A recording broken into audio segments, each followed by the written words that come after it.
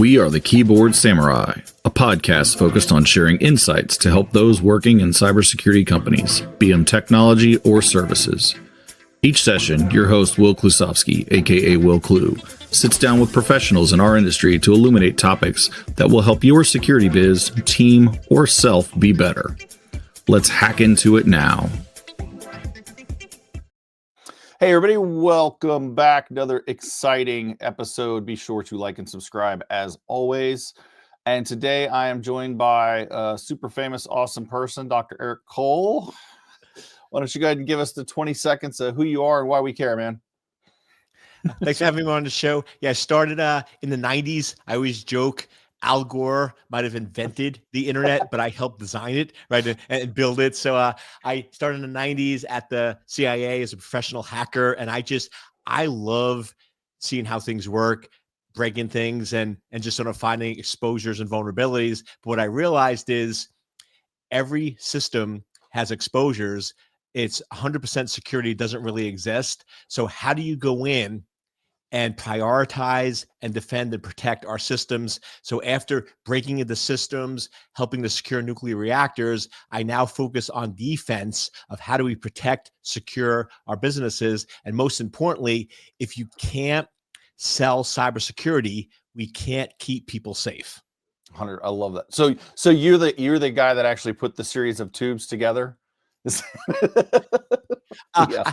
I thought it was wire clippers and like copper cables, right? The internet is a series of tubes. It's a great meme. I love the transition there, because again, like we mentioned it before we were chatting, like that's something I talk about too a lot, which is being able to be a technical expert and a leader and being able to talk to people who aren't in our space and understand it. So like, I guess, like, to open it up here, like, what do you like, what's the big thing you see all the time for those, security leaders, CISOs, technical people trying to make that case and failing at? I mean, to me, it's one of those, if we just sort of hit it right at the front of it, is most technical people want to solve technical problems. We don't like salespeople, right? Yeah. We don't like being sold. We don't like, but the reality is, if you're going to be successful in life, you have to be able to sell cybersecurity. You have to be a salesperson. And sales has got a negative connotation. Really, what sales is showing the value and benefit. We often go in and we know the solution, we know the problem, and we want to fix it and solve it. But what we have to realize, we have to step back and say, wait a second. Whether it's a CEO or a government or whoever it is, they're running an organization, they're running a business. They need to survive. They need to accomplish a mission. They need to make a profit. They need to go in and show a certain percent of revenue. So as soon as we go in and start aligning with the business goals and seeing cybersecurity as a business enabler and not as a disabler, that's when it shifted. Because to me, when I started in security, it was always about no, you can't do anything. And now I'm all about yes, but let me make you aware. My job is not stopping you, but it's real simple. What is the value and benefit? What is the risk and exposure? Is the benefit worth the risk? Is raising awareness so you're understanding the risk you're taking by doing a certain move. And then whether you do it or not, it doesn't matter, as long as they understand and accept the risk and realize there's always a risk when rolling out functionality. Yeah, that's a big, I guess, challenge I see too a lot is that, like, a lot of us in the industry, we get into it and we think our job is to secure things, and it's not. Our job is to find the risk, tell the business, here's what you can do and here's what it'll cost, and you decide what you want to do. We're not responsible for that, right?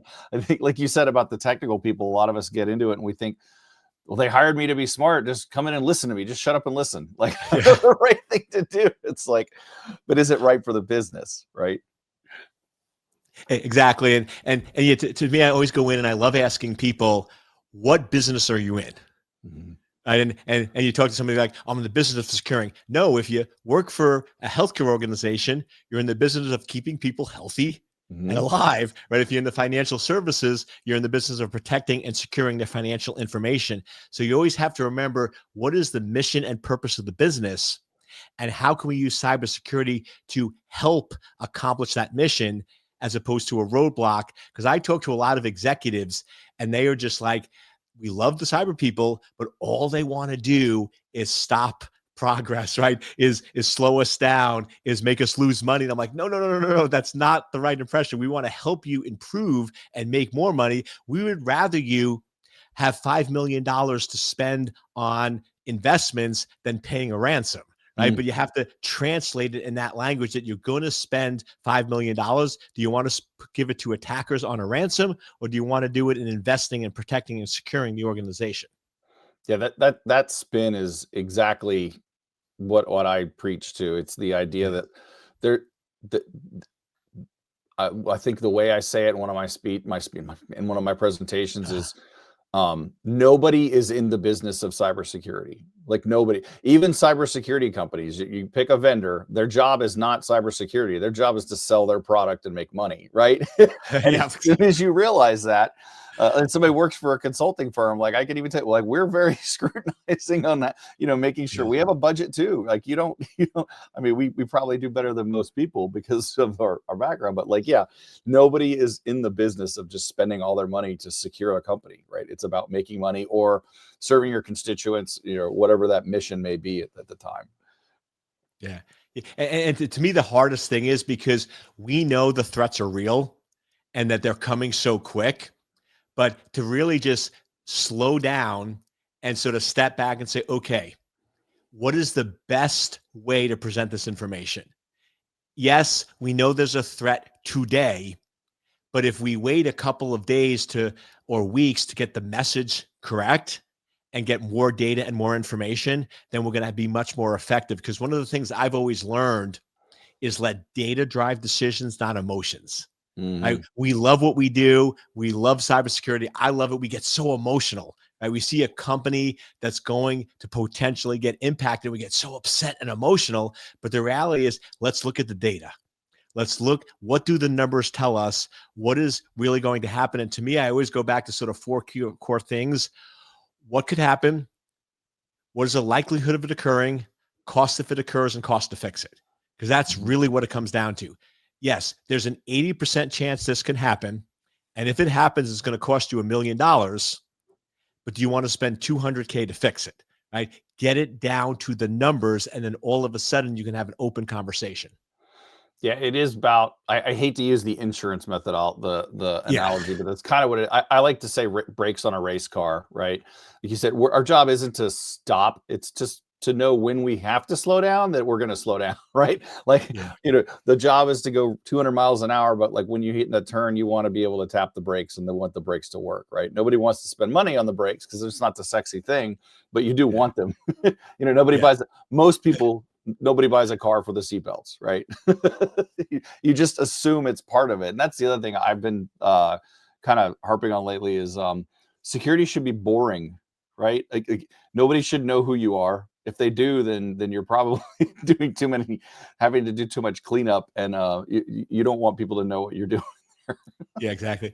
Yeah, and we also have to remember that we're still in the early stage with security. I Yeah. I grew up in the 70s and in New York, and I love New Yorkers, but we have a little bit of an attitude, right? It's fun.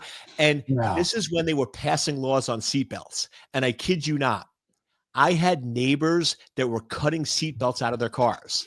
They're like, you can't make me wear a seatbelt. I mean, it's an inconvenience. It's a death trap. I mean, people were fighting seatbelts in the 70s because they thought they were going to hurt them and kill them and keep them in the car. And then it turns out that it's actually safe. So we're in that stage now where people don't realize that cybersecurity is actually helping them, not hurting them. They're trying to fight us. We're in the early stages. We have to educate and make them Mhm. aware of the value and the benefits, just like they did in the 70s with seatbelts.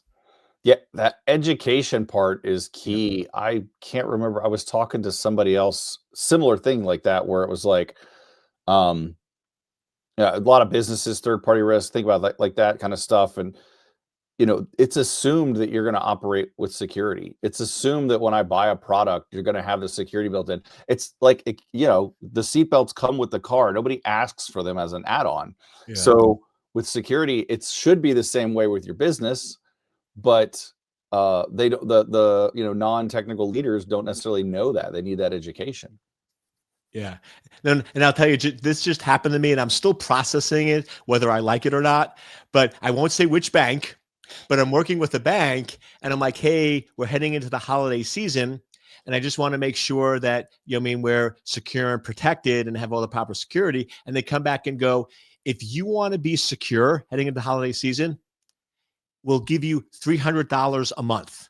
And I'm like, wait a second, you're going to charge me to be secure? And I sat back and I was like, wait a second. A part of me got angry going, security should be built in. But then another part of me said, wait, I always told people security should be a profit and loss center and you should make money. So I'm sort of in this struggle now with this bank going, is that the right thing to do? Like, should you be charging people for extra level of security, or should you just give it for free? And I'm sort of having this like devil angel moment, right? Like what's the right thing to do? And it's sort of crazy when you're in the moment, and instead of you preaching to people, it's happening to you going, wait a second, I'm telling people that make money with security, and now the bank wants to charge me and I'm getting annoyed at them. Yeah, that's nuts. But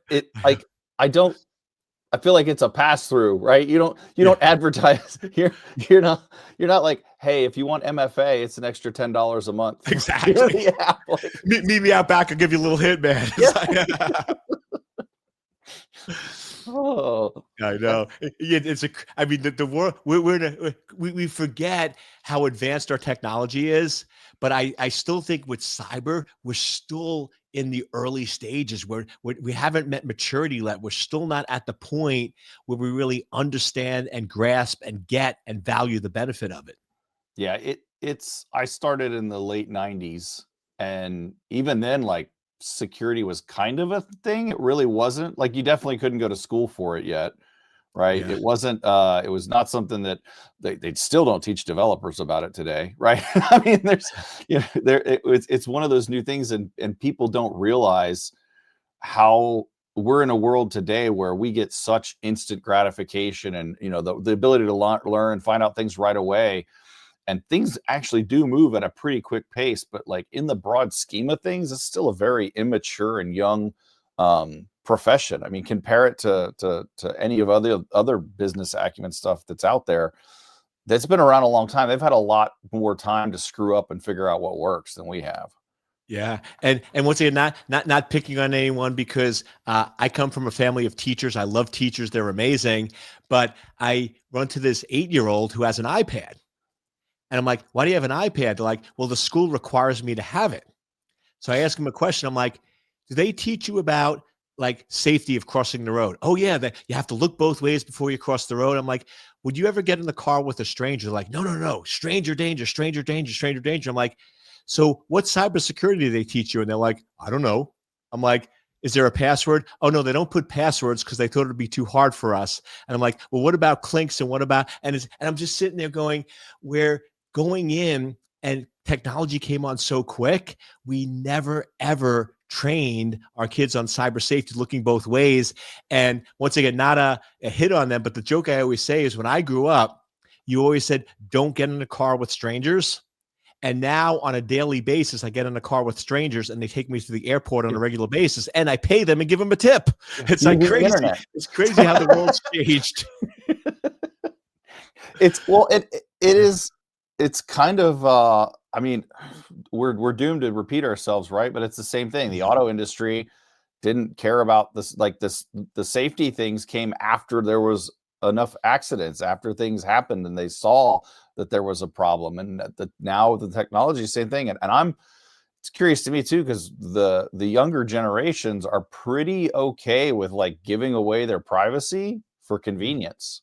So how I mean, privacy being one thing, but then that makes it even like, how do you teach a generation who doesn't care about their privacy about security, right? And being able to, like, and then now you go back to the features and benefits thing, right? You have to talk about, well, if your account gets compromised, they're going to take all the money out of your bank. These are the bad things that are going to happen to you if you do something wrong, right? This is it's a unique situation we're in.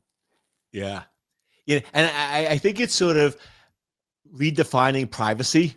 Mhm. Because like for us, privacy was nobody knows anything about me. They don't know anything but now it's really the privacy is a thinner line where it's okay if you know my information and my bank account, but it's not okay for you to withdraw money from it. Now Mhm. I always joke with people, I'm like, can I modify your bank account? And they're like, no, I'm like, I can't add money. They're like, oh, yeah, you can add money. You can't just delete, right? Right. It's just which way you go. But the point is, it's okay if people have visibility, but it's how do you control and monitor? And to me, that's really where we're at. It's all about detection. Like to me, one of the best things with banks, it's there, but you have to turn on by default, is account notification. Like Mhm. anytime they're going to do a electronic fund refund or any transfer out of my bank account, I get a notification. It's an annoyance, but if you catch it within 24 hours, you can do it. So to me, I feel like we're really in cyber. It's all about that. We've done prevention as much as we can, and now Yeah. it's all about timely detection as quickly as possible. Yeah, I think we saw that shift in the last decade or so, which was, the it's not if, it's when, right? To say the same Yeah, thing everybody says, but we all kind of have resolved to, like, we could probably rebrand our profession as like resiliency now, and not exactly. like when shit blows up, how fast can we build it again? Like that's Yeah. kind of our jobs now. Yeah, I think we should get T-shirts. I have like cats have 19 lives. I think cybersecurity professionals have 21 lives. Right? They keep killing us. We keep just coming back and coming back. You can't get rid of us. We're not going to stop.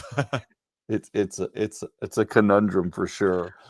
When you're looking at that, going back to kind of the business translation, like what are some good tips that you would give an individual in that situation where they've got to go, whether it's asking for budget or to make a case for a tool or just explaining to whoever, like, this is what's going on, like what kind of how do you usually communicate that? The way I usually do it is going back and saying, I always joke, I'm like, how many CEOs do you know? How many CEOs do you talk to? And like a lot of people are Mhm. like, I don't know any. And I'm like, you actually know a CEO really, really well. You actually live with the CEO. And they're like, what are you talking about? I'm like, you are the CEO of your life. So what I actually do is I'm like, what if for a month or 2 months, you actually stepped up and realized you are a CEO of your life, your family, your business, and started acting and thinking like the CEO of your business, of your life or your family, and started operating like it. And then all of a sudden you have that mentality. Oh, you know what I mean? The money, the balance, the things that you do that you don't even realize you're doing. And then when you go into the boardroom or you meet with the CEO or COO, you're like, they're under that same pressure, that same thought process, and now you're thinking like them. And now what you do is instead of going in and giving them problems saying I need all this money, you're coming in with solutions saying this or that. Like one of the things I love doing with a CEO is go, I did an assessment, I found some minor risks, and I agree. We should actually just monitor, not address them. You're spending the proper money on security. And they look at me like I'm crazy. Now, of course, there's always the curveball. Yeah. I'm like, you're spending the right amount of money, not always, but sometimes, but in the wrong Well, areas. places. Yeah. So can we just reallocate how you're spending it? I'm not asking for a penny more or a penny less, right? But let's just reallocate it and do it in a better, smarter way. Because in some cases, organizations aren't spending enough, but I find a lot of companies are. But because there's so much turnover and so much change, they're putting it in areas that are not important. And if they just reprioritize and put it in the high priority areas, they can actually go in and do a lot with what they have. Yeah, I'll get on my soapbox. It's the asset management problem. I don't think I ever have a conversation about strategy where it doesn't come. You don't even know what you have. How can you know what you need to protect, man? You've got to do that first. Yeah. I see it all the time too. Like you said, you're spending, X% of your budget. This all makes sense, but not over here. Go spend it over here. These are the things that matter. When I was starting to first go to help with manufacturing and OT security, I would just go to the leadership and be like, how do you make your money? And they'd be like, those machines over there. What are you doing to protect them? Nothing. Yeah. You see the problem. You've got all this technology protecting your email and your HRIS system, but the thing that makes your money, you're not doing anything about it. Like rethink that. Exactly. Yeah. And it goes back to give them the data so they can make the right decisions. Because to me, I always like going in and not telling people what to do. But if you give them the right information and the right data, have them give you the solution as opposed to you. Because if it's my idea, you're going to fight it. But if I Mhm. could put it up in a way that it becomes your idea, hey, that's a great idea. Why don't we go in and disconnect the nuclear reactors from the internet? What a concept, right? Or what if we go in and not hinting at anything maybe 2 years ago, because I live on the East Coast and we didn't have gas for 4 days. But yeah, what if we take all of our systems that control the flow of oil for the East Coast of the United States and let's connect it to the internet? Is that really a good idea? Like, come on, let's think about this before we go click and connect them together. That's awesome. Well, man, you're brilliant. I love this. I could talk to you all day. But we do have to come to the end. So where can people find you if they want to on the interwebs that you built? So Dr. Eric Cole, DrEriccole. I joke, I try to own Eric Cole, but this young golfer with I can't compete with the PGA, man. Like Yeah. you put in Eric Cole and the golfer pops up. I'm like, team, how do I own the space? They're like, dude, go for Dr. Eric Cole. You can't beat the PGA. So Yeah. don't go for Eric Cole unless you like golf. Dr. Eric Cole, DrEriccole on Instagram, YouTube. I love giving away a lot of free information. I love helping people. I love coaching and working. I believe I'm on this planet, probably similar to you, to make cyberspace safe place to live, work, and raise a family, and just raise awareness, because we're all in this together. And in order to survive, we need to make cyberspace safe and not the crazy place that it's become. Love it, man. Thanks so much, Eric. Talk to you later. It's been a pleasure, man. Thank you. Thank you. Thanks for enjoying Keyboard Samurai Podcast. If you'd like to engage, find Will on LinkedIn at /WillKlu or visit at willklu.me. That's WILKLU.me for more info. Disconnecting now. Synac you later.